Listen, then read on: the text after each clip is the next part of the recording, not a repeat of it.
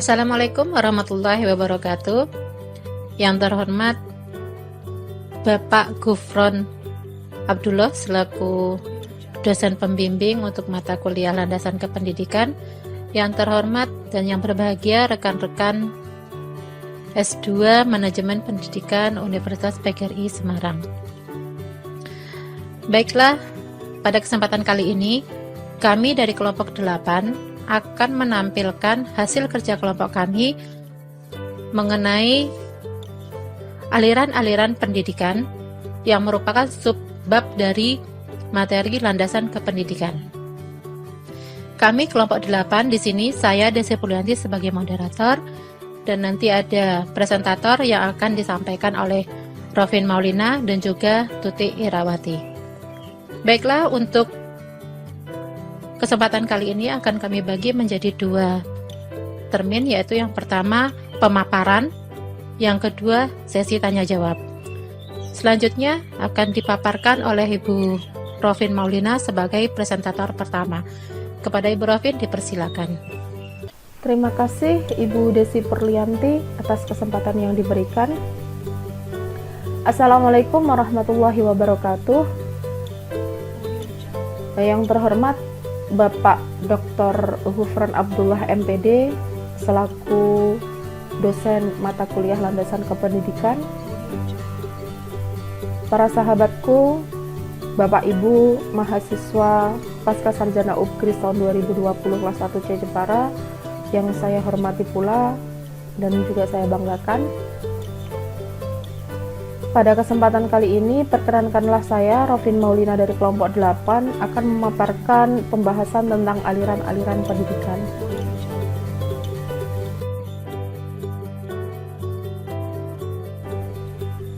Perlu diketahui bahwa aliran merupakan suatu paham yang dilontarkan oleh seseorang dan kemudian diikuti oleh orang lain hingga menjadi pendapat kelompok yang disebarluaskan secara umum. Beberapa macam-macam aliran pendidikan, diantaranya ada aliran empirisme, ada aliran nativisme, ada aliran naturalisme, ada aliran konvergensi, ada aliran progresivisme, ada aliran perennialisme, ada aliran esensialisme, dan ada aliran konstruksivisme dan strukturalisme. Apa itu aliran empirisme? Aliran empirisme dalam pendidikan dipelopori oleh ahli filsafat dari Inggris, yaitu John Locke. Beliau merupakan seorang realis yang percaya bahwa pendidikan itu terjadi melalui pengalaman atau empiri yang nyata. Teori beliau terkenal dengan teori tabulae rasae, yaitu tabula rasa yang berarti meja lirin. Dari pendapat tersebut, aliran empirisme dapat didefinisikan sebagai teori ajar yang berarti pendidikan seseorang tergantung berdasarkan pengalaman yang dialaminya dan lingkungan masing-masing tempat seseorang tersebut berada. Penerapan aliran empirisme dalam pendidikan memberikan pengalaman nyata serta menyiapkan lingkungan yang mendukung agar tercapainya tujuan pendidikan, dan anak akan tumbuh dan berkembang dengan baik. Kelemahan dari aliran empirisme ini tidak menghargai atau memperhatikan bakat bawaan anak yang telah ada sejak lahir.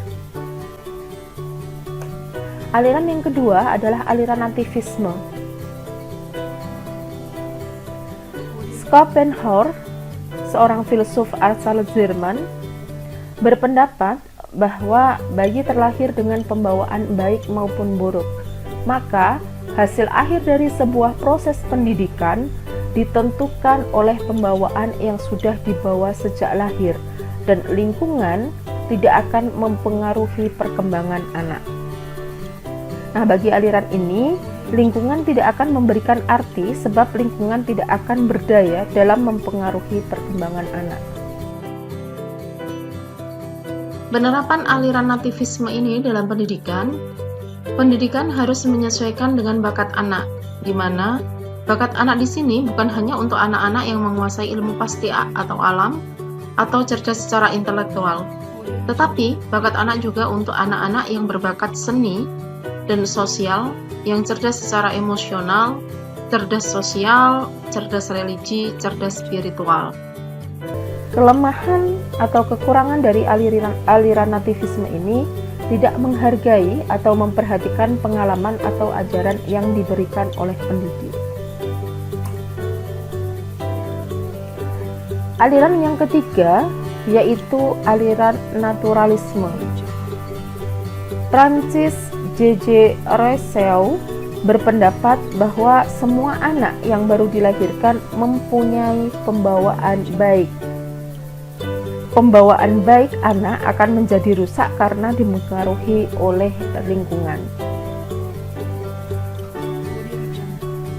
Aliran tersebut juga disebut sebagai aliran negativisme, karena pendidikan yang diberikan orang dewasa itu dapat merusak pembawaan baik anak yang dibawa dari lahir. Oleh karena itu, pendidik wajib membiarkan pertumbuhan anak pada alam. Penerapan aliran naturalisme dalam pendidikan menjaga kebebasan anak untuk tumbuh dan berkembang secara alami tanpa membatasi agar anak dapat belajar sendiri dari pengalamannya dan disesuaikan dengan bakat minat anak masing-masing. Sementara pendidik mengelola lingkungan secara alami untuk mendukung proses pendidikan anak. Kelemahan dari aliran naturalisme ini tidak memiliki basis yang kuat karena keluarga kurang berperan dalam pendidikan anak. Aliran yang keempat adalah aliran konvergensi. William Stern dari Jerman berpendapat bahwa konvergensi merupakan kombinasi aliran nativisme dan aliran empirisme, di mana anak dilahirkan dengan bakat untuk menjadi baik atau buruk. Penerapan aliran konvergensi dalam pendidikan, di sini pertumbuhan dan perkembangan anak ditentukan antara faktor bakat bawaan dan pengalaman lingkungan, di mana anak yang berbakat dan memperoleh pendidikan secara baik pasti akan berhasil secara optimal. Kekurangan dari aliran konvergensi ini tidak adanya kejelasan seberapa besar pengaruh antara bakat dan pengajaran, sehingga pendidik belum jelas memadukan antara bakat dan pengalaman tersebut agar berhasil secara optimal. Aliran yang kelima adalah aliran progresivisme. Seorang tokoh pendidikan dari Amerika Serikat yaitu John Dewey berpendapat bahwa manusia akan berjuang menyesuaikan diri dengan alam untuk hidup lebih baik, memadukan aliran naturalisme dan empirisme sehingga terdapat hubungan timbal balik antara organisme dan lingkungan yang saling mempengaruhi yang disebut pengalaman. Tujuan pendidikan pada aliran progresivisme ini memberikan bimbingan untuk anak mengembangkan kemampuannya dengan kehidupan demokratis di masyarakat. Pendidik hanya sebagai pendamping karena pendidikan berpusat kepada anak. Penerapan aliran progresivisme ini dalam pendidikan, anak harus belajar bertanggung jawab secara intelektual untuk memilih dan melaksanakan suatu rencana kerja dengan bimbingan dari pendidik untuk meminimalisir kesalahan. Demikianlah 5 aliran pendidikan yang bisa saya paparkan. Untuk aliran-aliran yang selanjutnya akan dipaparkan oleh presentator kedua. Untuk itu, waktu saya kembalikan kepada moderator, yaitu Ibu Desi Purlianti. Terima kasih. Baiklah, itu tadi merupakan pemaparan sebagian dari hasil kerja kelompok kami oleh Ibu Rovin Maulina. Selanjutnya untuk yang seterusnya akan dipaparkan oleh Ibu Tuti Irawati. Kepada beliau dipersilakan. Terima kasih kepada Ibu Desi Purlianti yang telah memberikan waktu kepada saya, Ibu Tuti Irawati. akan melanjutkan dari paparan aliran-aliran pendidikan pada hari ini. Baik Bapak Ibu sekalian, rekan-rekan teman-teman S2, di sini aliran-aliran pendidikan yang selanjutnya yaitu tentang aliran parensialisme. Kemudian parensialisme ini di sini disebutkan dari Agustinus Tego menggunakan istilah filsafat perennial pertama kali. Kemudian karakteristiknya yaitu dasar filsafat perennial adalah doktrin atau ajaran atau kebijaksanaan primordial. Di sini dari aliran perennialisme itu adalah filsafat perennial yang digantikan dengan pesatnya perkembangan filsafat materialis. Kemudian di sini ada beberapa tokoh filsafat materialis, yaitu yang pertama adalah Aristoteles. Beliau mengemukakan pendapatnya yaitu konsep eulemovisme yang menerima dunia materi sebagai satu-satunya realitas sejati. Kemudian René Descartes berpendapat bahwa berpikir hubungan pikiran atau mind dan materi atau matter. Kemudian ada tokoh lagi yang berpendapat yaitu Francis Bacon, yaitu mengemukakan pendapatnya bahwa pengetahuan sains dan matematika harus dapat dipakai untuk menguasai alam. Kemudian Galileo Galilei juga berpendapat bahwa materi harus dipelajari dalam aspek kuantitatifnya dan pengetahuan yang sejati harus pengetahuan yang bisa diukur dan dipahami cara matematis. Kemudian ada juga yaitu tokoh terkenal yaitu Bapak Isaac Newton berpendapat bahwa materi itu diperluas ke ruang realitas terdiri dari objek konkret yang bergerak dalam ruang dan waktu. Kemudian penerapan dalam pendidikan.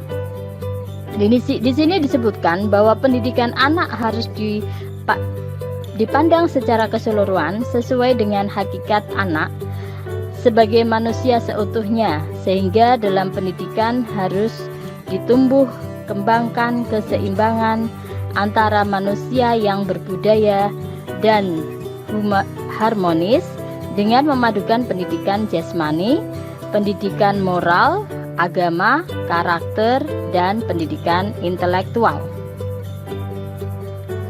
Kemudian aliran selanjutnya yaitu aliran esensialisme.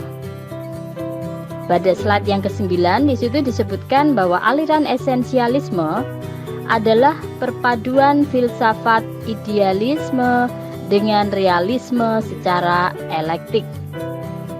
eklektik, yaitu penemuan beberapa unsur yang tidak melebur atau menghilangkan jati diri masing-masing. Kemudian di sini juga ada tujuan pendidikannya yaitu membentuk manusia yang cakap dalam menjalankan semua urusan dan tugas dengan tepat dan terampil.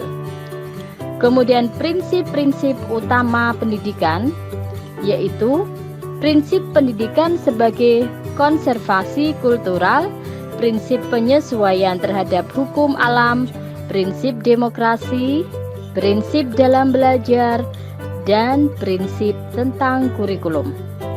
Kemudian penerapan dalam pendidikan menganut prinsip kembali kepada kebudayaan lama sehingga dimaknai sebagai pemelihara kebudayaan. Kemudian aliran pendidikan yang selanjutnya pada slide 10 bisa kita lihat di situ bahwa aliran eksistensialisme yaitu berasal dari kata eksis artinya ada, yaitu berada atau mengada-ada. Eksistensi artinya kegiatan mengada.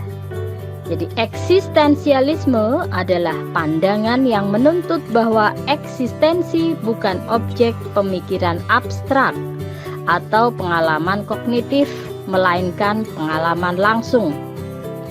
Kemudian penerapan dalam pendidikannya pada aliran eksistensialisme yaitu dibutuhkan, yang pertama adalah dibutuhkan metodologi pengajaran yang tepat dalam menghadapi situasi kehidupan masyarakat yang dinamis dan terkadang diselingi dengan krisis-krisis di mana terjadi perubahan nilai-nilai dan tingkah laku secara cepat.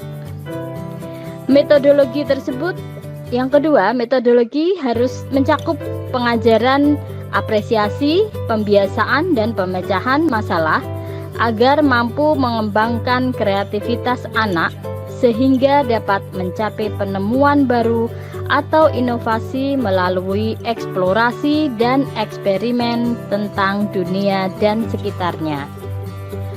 Kemudian aliran-aliran pendidikan yang selanjutnya yaitu aliran konstruktivisme dan strukturalisme. Di sini diperkenalkan oleh Glambastavico. Di sini disebutkan bahwa Tuhan adalah pencipta alam semesta dan manusia adalah tuan dari ciptaan. Aliran konstruktivisme bertentangan dengan aliran behaviorisme dalam pendidikan. Kemudian di dalam slide di situ disebutkan adanya tabel perbandingan, yaitu adanya teori behaviorisme dengan tabel teori konstruktivisme. Di situ disebutkan pada teori behaviorisme yaitu belajar sebagai kegiatan meniru, tetapi dalam teori konstruktivisme belajar sebagai proses membangun atau mengkonstruksi. Kemudian dalam teori behaviorisme, pengetahuan bersifat objektif, pasti, dan menetap. Dalam teori konstruktivisme, pengetahuan bersifat non-objektif, temporer, dan selalu berubah. Pembelajaran adalah mengadi makna, memberi makna bagi pengetahuan. Kemudian dari teori behaviorisme, di situ disebutkan bahwa pikiran berfungsi sebagai alat penjiplak struktur pengetahuan. Akan tetapi dalam teori konstruktivisme, pikiran berfungsi sebagai alat penginteraksi sehingga muncul makna yang unik, berbeda setiap orang sesuai kemampuan interpretasinya. Kemudian selanjutnya yang keempat yaitu adanya dalam teori behaviorisme bahwa si belajar diharapkan memiliki pemahaman yang sama dengan pengajarannya dalam hal yang dipelajari.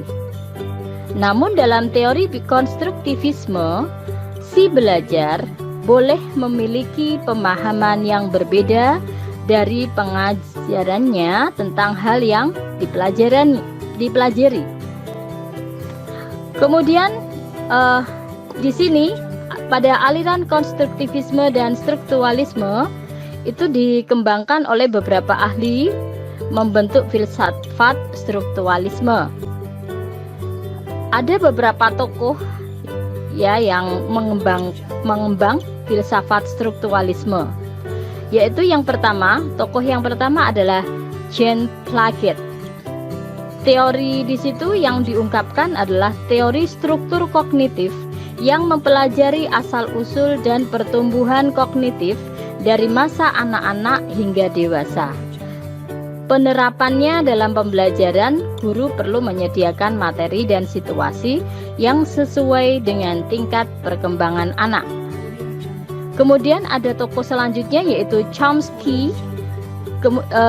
Beliau mengemukakan teorinya yaitu teori struktur berpikir, di mana untuk mengembangkan pikiran hanya perlu sedikit rekayasa lingkungan yang difokuskan pada penggunaan bahasa. Pikiran bagi Chomsky adalah struktur yang berbeda, yaitu sistem organ atau kemampuan yang salah.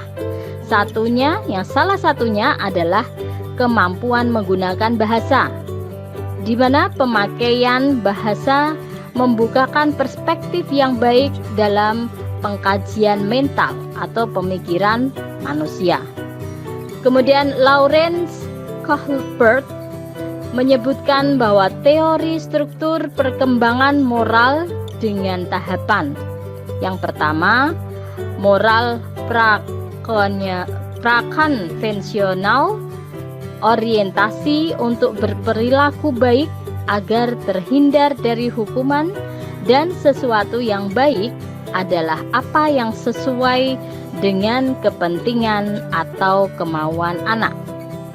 Yang kedua adalah moral konvensional, orientasi anak manis dan orientasi untuk melaksanakan tugas dan menghargai. Kemudian yang ketiga adalah moral prinsip orientasi pada hukum, legal dan orientasi yang tidak terbatas aturan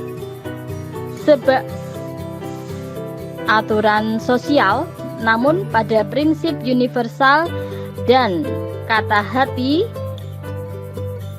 Di situ universal dan kata hati. Kemudian yang keempat adalah moral religius, berorientasi pada agama. Itu adalah paparan dari kelompok kami, kelompok 8, tentang aliran-aliran pendidikan. Selanjutnya kami serahkan kepada moderator Ibu Desi Purlianti untuk memandu selanjutnya. Terima kasih. Assalamualaikum warahmatullahi wabarakatuh. Demikianlah pemaparan dari kelompok kami, kelompok 8. Selanjutnya kita masuki sesi tanya jawab. Dipersilakan kepada rekan-rekan atau kelompok lain yang ingin menanggapi atau ingin memberi masukan ataupun ingin bertanya. Waktu kami persilakan.